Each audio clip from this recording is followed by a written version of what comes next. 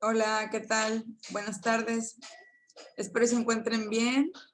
Bueno, pues vamos a dar inicio a la materia de química de tutorías de segundo de industrial.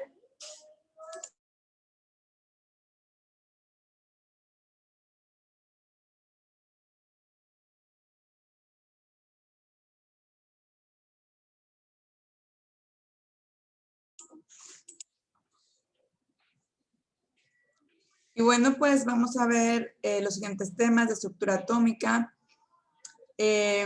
Antes de iniciar, nada más me gustaría hacerles un recordatorio acerca de el archivo de Excel que les compartí. Les vuelvo a hacer hincapié mucho en esto. Les volví a publicar en Classroom ese recordatorio, porque solo hay, me parece que 4 personas anotadas en la lista oficial del grupo y aparecen 9 alumnos, o sea, faltan todavía personas que no se han anotado. Sí, les encargo mucho, por favor. Ya vamos 2 semanas y la verdad es que acá rato les recuerdo que chequen ese archivo donde puse que llenaran sus datos. Ahí vienen varios datos. Ustedes abran el archivo y se van a enterar qué son, ¿verdad? Nombre, correo, etcétera. Porque yo no los voy a anotar. Les recuerdo, es su responsabilidad de ustedes. Entonces les encargo, por favor, las personas que no se han anotado, que lo hagan. Porque al finalizar, pues, no van a aparecer en la lista. Por favor. Bueno, también les recuerdo que las clases, las sesiones se suben en el canal de la universidad y en el Classroom. Cualquiera de las dos formas pueden encontrarlos para que repasen, para que estén al pendiente. También ustedes deben de estar revisando el Classroom por cualquier tarea. Ya llevamos 2 tareas. Les encargué otra el día de, me parece que antier. Espero ya la estén realizando.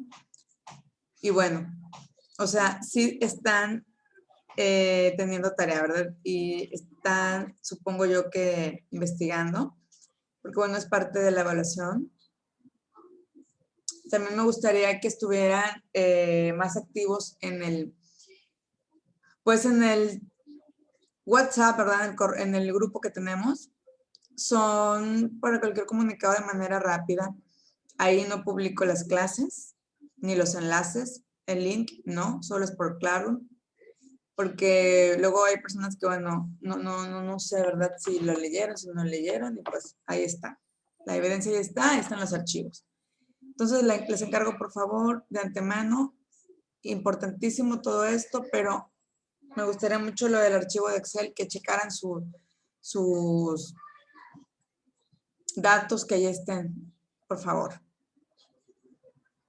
Bueno, entonces pues vamos a dar inicio al tema del día de hoy. Voy a compartirles una información muy interesante.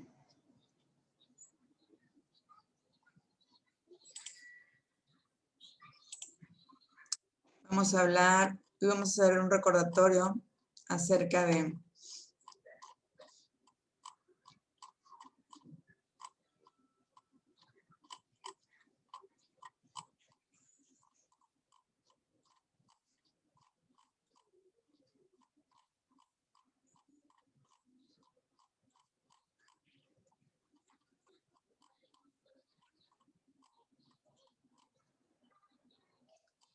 las características del núcleo atómico. Vamos a verlo y bueno, también la parte del modelo atómico.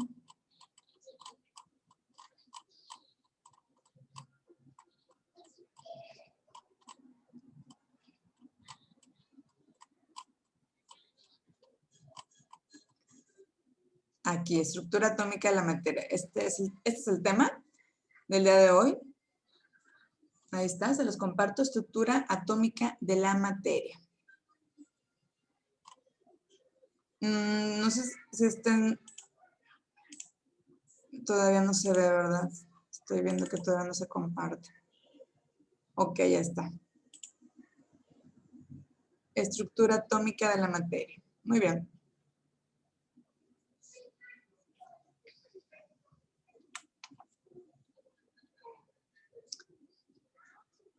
El filósofo griego Demócrito, en el siglo V, V antes de Cristo, él fue el primero en proponer pues, que la materia estaba compuesta por átomos. Sin embargo, esta teoría fue desechada por Aristóteles. Y bueno, en la Edad Media aparecen, ¿verdad?, los alquimistas, los cuales fueron los primeros precursores de la química. Ellos descubrieron algunas sustancias, desarrollaron métodos de trabajo y materiales de laboratorio. Y luego, pues viene el químico francés Lavoisier. A Lavoisier, Antonio Lavoisier, se le considera, ¿verdad?, como el padre de la química. Estudió las reacciones de combustión y demostró la ley de la conservación de la materia o el principio de la conservación de la materia y o energía. Luego el químico inglés John Dalton, él formuló una definición precisa del átomo. Dalton describe al átomo como una partícula extremadamente pequeña e indivisible. Este es el concepto, ¿no?, que nosotros sabemos que es un átomo. Es la parte más pequeña, más diminuta e indivisible. Y bien, hay unos postulados o unos principios de la teoría de Dalton. El primero dice: toda la materia está compuesta por átomos indivisibles. El segundo, un elemento es un tipo de materia compuesta por únicamente un tipo de átomo. Y el tercero, un compuesto es un tipo de materia conformada por átomos de dos o más elementos combinados de manera química en proporciones fijas. Y luego nos encontramos otro postulado, dice: una reacción química consiste en el reacomodo de los átomos presentes en las sustancias reactivas para producir nuevas combinaciones químicas. Y esta sería, ¿verdad?, la imagen de lo que es el ensayo del tubo de rayos catódicos. En la década de 1890, los científicos interesados en la radiación basaron sus estudios en el tubo de rayos catódicos. Ahí tienen la imagen. Y bueno, el físico inglés Joseph John Thomson demostró que un rayo catódico consiste en un haz de partículas con carga negativa y que los electrones son constituyentes de toda la materia. En el modelo atómico de Thomson, conocido como budín de pasas. ¿Por qué será como budín de pasas? Ahorita lo vamos a ver. Los electrones están insertos o insertados en una esfera uniforme con carga positiva. Si ustedes ven, pues está, ¿verdad?, todos los electrones como en forma ordenada, ¿no? Los electrones insertados. Entonces es como que la forma de un budín de pasas. Y bueno, con carga positiva. Y luego nos encontramos con el físico alemán Wilhelm Röntgen. Observó que cuando los rayos catódicos incidían sobre los metales y el vidrio emitía un tipo de radiación desconocida, y a esto lo llamó rayos X. Entonces, los rayos X es cuando los rayos catódicos inciden sobre los metales y el vidrio emite un tipo de radiación desconocida, a esto le llamó rayos X. Y bueno, más adelante, el físico francés, quien ganó un premio Nobel de Física, Antonio Henry Becquerel, encontró que los rayos que espontáneamente emitían algunos compuestos de uranio oscurecían las placas fotográficas. Y bueno, después, la física polaca, ¿quién creen que es? Esta, la verdad, es muy conocida ella, esta científica. 2 premios Nobel ganó, el primero de física y el segundo de química, Marie Curie. Supongo que la conocen, ¿verdad? Ahorita de hecho está una serie de ella, una película, ahí en Netflix. Hace tiempo pasaron una, es como que una historia, ¿verdad? De toda su vida, obviamente basada en los estudios que hizo de la ciencia, ¿verdad? Aportaciones a la física, a la química, grandes aportaciones sobre todo en la radioactividad, ¿no? Que fue la que descubrió la radioactividad junto con su esposo también, que fue un gran científico, y ellos dos, bueno, hicieron múltiples estudios y aportaciones a todo esto de la ciencia. Entonces, Marie Curie, o María, ¿verdad?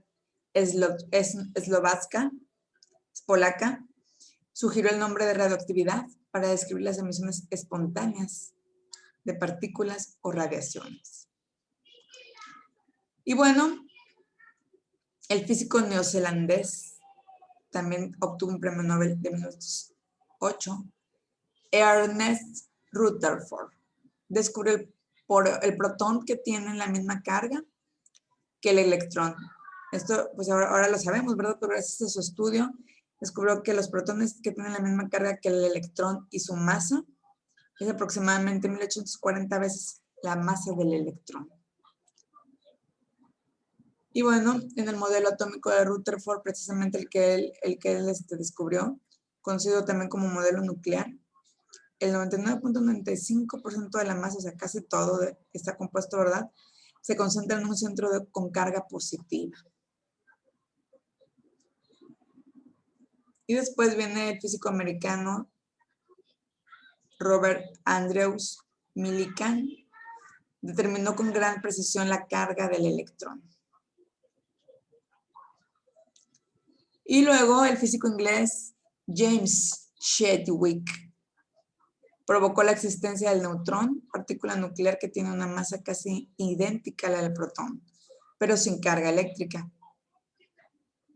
Y bueno, pues estas investigaciones, ¿verdad?, que iniciaron alrededor de 1850, que continuaron hasta el siglo XX, demostraron que el átomo tiene una estructura interna formada de partículas más pequeñas,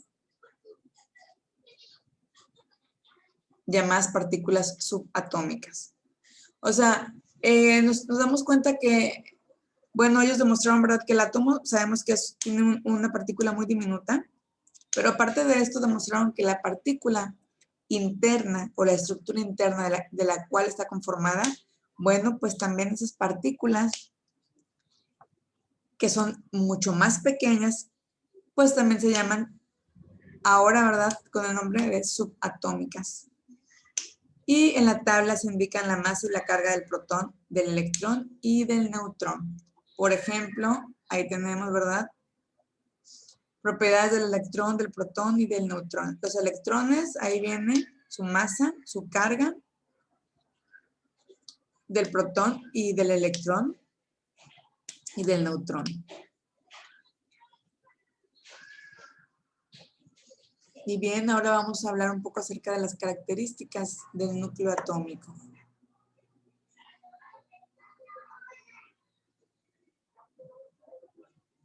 El fenómeno descubierto por Becquerel dio inicio al estudio de la radioactividad. Muchos núcleos son radioactivos, es decir, se descomponen espontáneamente emitiendo alguna partícula o radiación. Y ahí viene, ¿verdad?, el uranio, el cual luego pues está en otra descomposición espontánea, y finalmente, bueno, pues está el helio. Y en la desintegración radioactiva, los cambios que sufren están presentes en la composición del núcleo, los cuales van acompañados de gran liberación de energía. En el cual ahí también entra, ¿verdad?, el principio de Lavoisier. Y aquí en los minerales de uranio se observaron 3 tipos de decaimiento radioactivo: emisiones alfa, beta y gamma. Y ahí tienen ustedes primero, ¿verdad?, un bloque, el cual, bueno, pues tiene un mineral de uranio en la parte interna. Luego hay unos platos eléctricos con carga positiva arriba y con carga negativa abajo. Viene una pantalla de luminiscencia, ¿verdad? También se puede decir. En el cual aquí ya están las emisiones, tanto de alfa, beta y gamma, de los rayos, ¿verdad? Los núcleos inestables también pueden emitir positrones o capturar electrones.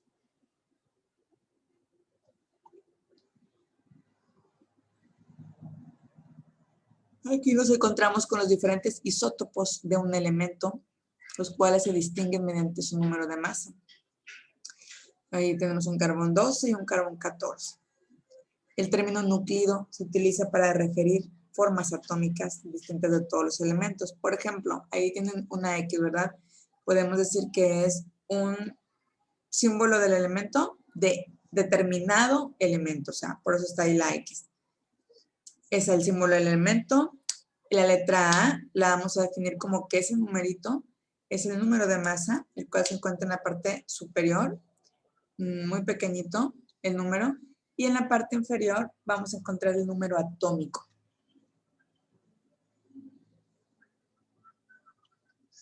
Y bien, a las partículas subatómicas que se encuentran en el núcleo atómico se les conoce como nucleones.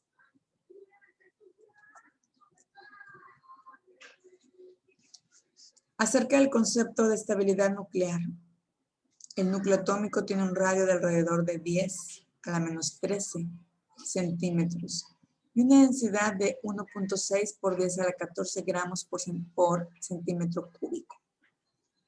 La estabilidad de cualquier núcleo depende de la diferencia entre las fuerzas de repulsión coulombica y las fuerzas de atracción de corto alcance. Los núclidos con un número de protones o de neutrones o suma igual a 2, 8, 20, 28, 50, 82 o 126 son estables.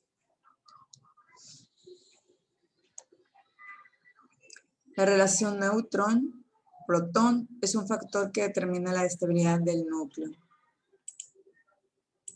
Ahí tenemos, ¿verdad? La imagen. Es esta. Ahí viene, ¿verdad? Un gráfico en el cual tenemos las coordenadas X y Y.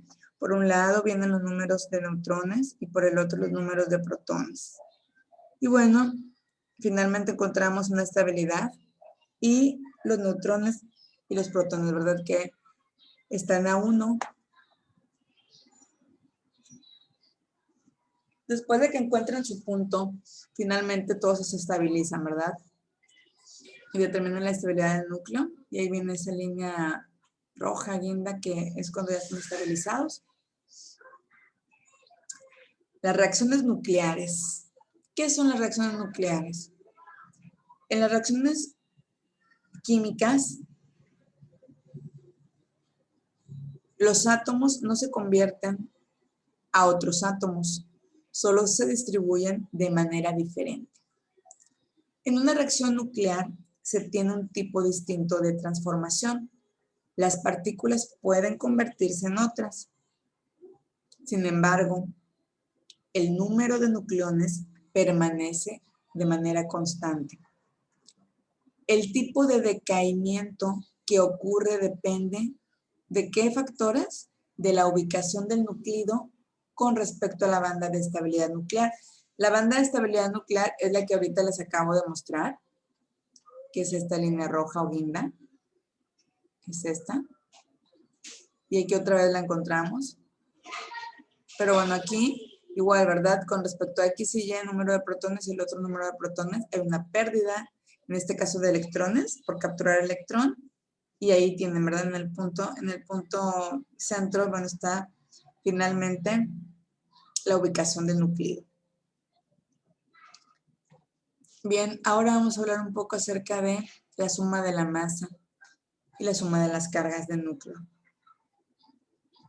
Para balancear una ecuación nuclear, se debe conservar el número de masa y la carga. La suma de la masa de los reactivos deben ser igual a la suma de la masa en los productos. Bien, ahí tenemos un uranio, ¿verdad? Tenemos el dato 235 más 1, el 138 más 96 y finalmente 2 por 1. Todas estas sumas ustedes las realizan tal cual, ¿verdad? Va a venir siendo la masa de los reactivos. La suma precisamente de las cargas nucleares en los productos debe ser igual a la suma de las cargas, pero ahora en los reactivos. Y ahí es la misma. Si nosotros tenemos 92 más 0, pues es 92, ¿verdad? 55 más 37, pero ahora es 2, que son 2 moléculas, por 0, porque aquí no hay ningún subíndice, que es la diferencia que en la anterior, ¿verdad? Bien, ahora acerca de los tipos de reacciones nucleares. Nos habla que hay un decaimiento beta y que hay un decaimiento positrón. El primero, donde está presente, ¿verdad?, el protón y el electrón con -1, y en el otro está presente al iniciar el protón, luego es una carga con neutrones, ¿verdad?, neutral, y finalmente añade un electrón. Y ahí viene, ¿verdad?, la imagen. Bueno, el decaimiento gamma con los rayos gamma, precisamente los dos iguales. El decaimiento de alfa y el de fisión espontánea. Tal cual está, un poquito más presente en el primero las moléculas, en el segundo un poco más, y finalmente nada más se encuentran 4, ¿verdad?, libres. Con frecuencia un núcleo radioactivo no alcanza la estabilidad a través de un solo proceso de decaimiento. El núcleo de uranio de 238 presentan una serie de emisiones sucesivas conocidas como serie de decaimiento radioactivo. Y ahí tienen ustedes presente todo el decaimiento que viene para abajo, como señalan las flechas. Y bien, en la fecha de 1919, Rutherford logró la primera reacción nuclear inducida. Este proceso llevó el nombre de transmutación. Viene presente aquí, ¿verdad?, los rayos alfa.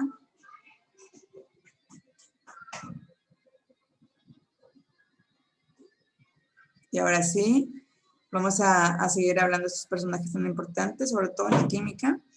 Irene Curie y Frederick Joliot. Ellos lograron la transformación de aluminio en fósforo. Y bueno, a partir de 1940 se sintetizaron los elementos conocidos como transuránicos.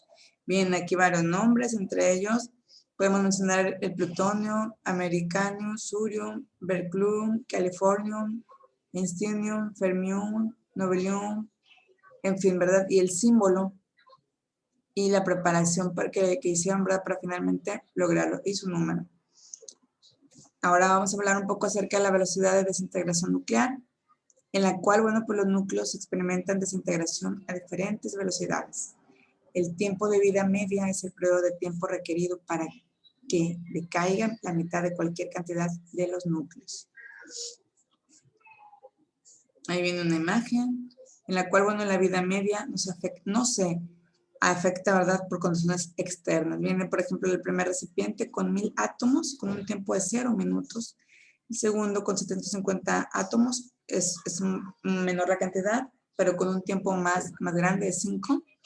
Y finalmente los 500 átomos con un tiempo de 10. Nos pasamos ahora a lo que es la energía nuclear. Tenemos una imagen que nos dice más, ¿verdad?, más que 1000 palabras como tal. Ahí está la imagen.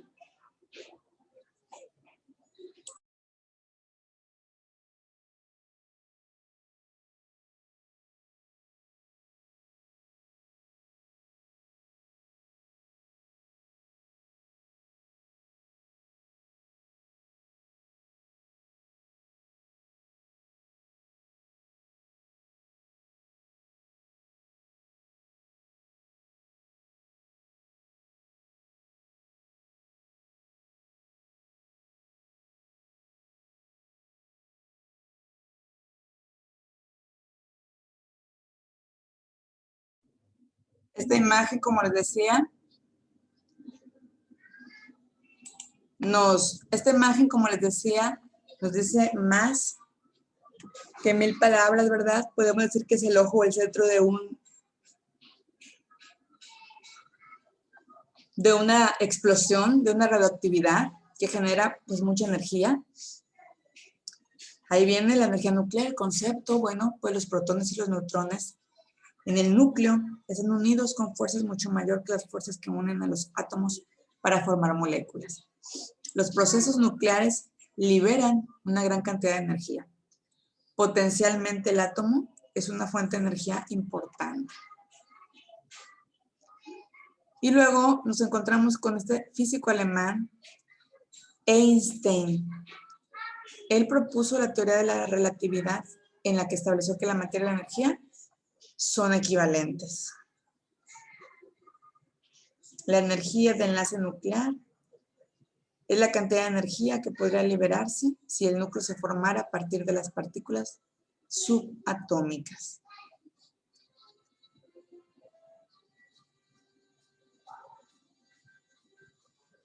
Y bueno, la EN representa la conversión de la masa de energía que sucede durante una reacción nuclear exotérmica, mientras que la EUN es una medida que relaciona la estabilidad del núcleo.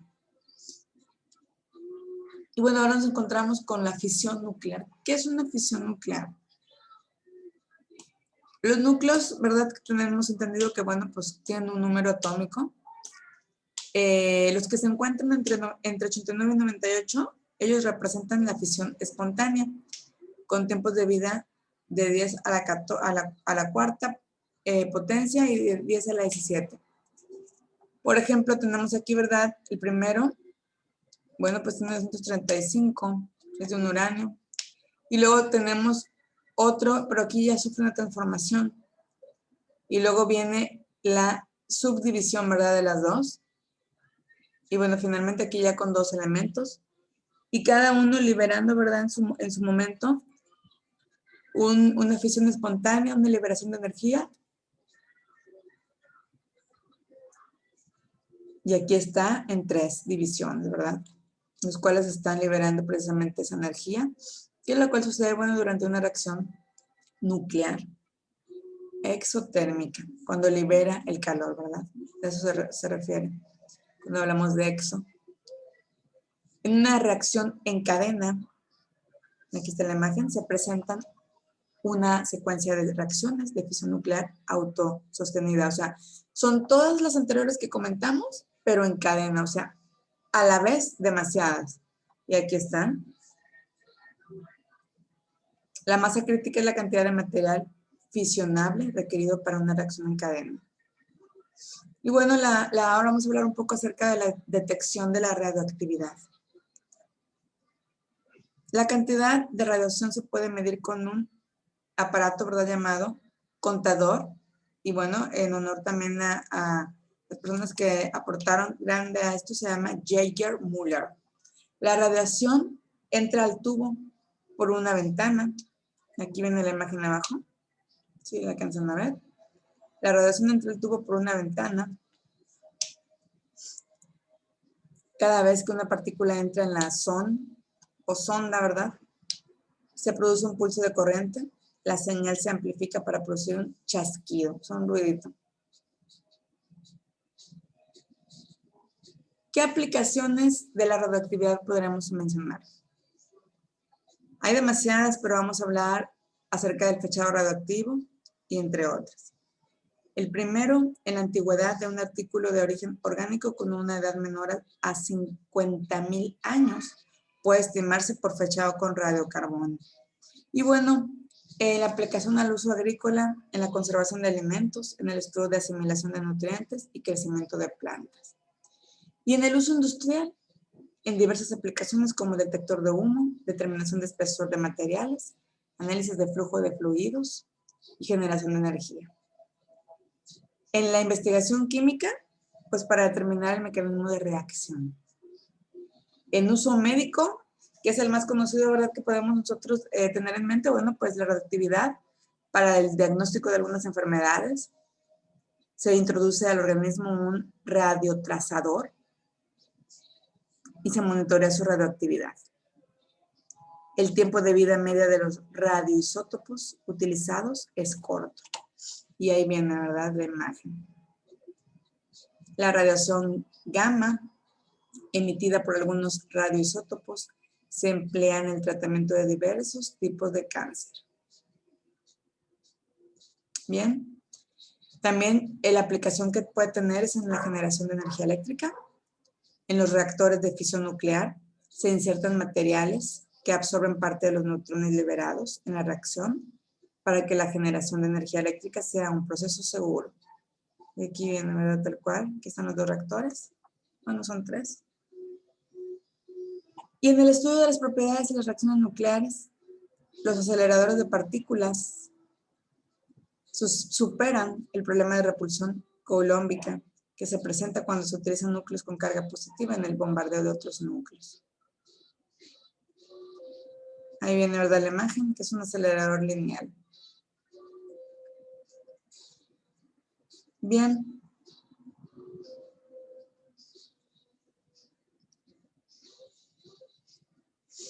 Aquí vamos a hablar, ¿verdad?, de esto. Las imágenes dicen las partículas se aceleran cuando circulan en el acelerador con circunferencia de 27 kilómetros. Ahí viene la imagen. Y bueno, acerca del mismo tema, ¿verdad?, de la reacción nuclear. En este tipo de reacción nuclear se combinan los núcleos ligeros. La reacción solar, perdón, la energía solar es un ejemplo de energía de fusión. Aquí está la imagen tal cual, ¿verdad?, del Sol. Los efectos que tiene la radiación, bueno, sabemos, ¿verdad?, principalmente que, bueno, pues, gran tiempo exponiéndonos a la radioactividad, y si así fuera, mínima tiempo de exposición a la radioactividad, pues, podrá ocasionarnos múltiples, pues, enfermedades, ¿verdad?, tan solo el cáncer. El daño de los organismos debido a la radiación se clasifica como somático, efecto inmediato, que resulta en enfermedad o muerte cuando se recibe una dosis masiva. Una exposición de 600 Re es fatal para la mayoría de los humanos. Genético, daño celular que aparece en los años, la exposición promedio de una persona en un año es de 200. Los efectos biológicos en la radiación dependen de diferentes factores. ¿De qué dependen? De la energía, del poder de penetración, de la capacidad de ionización y de las propiedades químicas. Finalmente, bueno, pues como sabemos, ¿verdad?, la mayor parte de la radiación total que recibe una persona proviene de fuentes naturales. La controversia que rodea las plantas nucleares se debe al riesgo potencial de liberación de radiación por accidente o por manejo inadecuado de los materiales radioactivos. Tal cual, ¿verdad?, lo que les comentaba. Las personas que trabajan en alguna planta nuclear, pues es muy diferente, ¿verdad? La seguridad que manejan es de alta seguridad. Sobre todo, no pueden estar tanto tiempo trabajando en esa área. Deben dejarlos como que un tiempo descansando y luego regresan al trabajo. Y finalmente, bueno, también los exámenes y estudios médicos que les hacen pues son muy recurrentes, a diferencia que comúnmente en la industria petroquímica son al año, creo, 1 o 2. Entonces, bueno, nada más es un examen médico general, sino de audiometría, de la vista, ¿verdad?, etcétera. Ok, bueno, pues estos temas también hay que darles un repasito porque vamos a incluirlos también algunos en el examen final. Me parecieron, la verdad, muy interesantes. La otra parte que me faltaba ver. Continuamos. Dios mediante, les paso el próximo video mañana. Entonces, bueno, por mi parte sería todo. Hasta aquí vamos a dejarle. Seguimos en comunicación, en contacto. Recuerden revisar, por favor, el archivo de Excel que les compartí. Ahí viene en el Classroom. Me parece que fue el 9 o el 11 de abril. Las personas que faltan de agregarse a esa lista, por favor, anoten todos sus datos. Se los pido porque es para que los tengan en la lista oficial.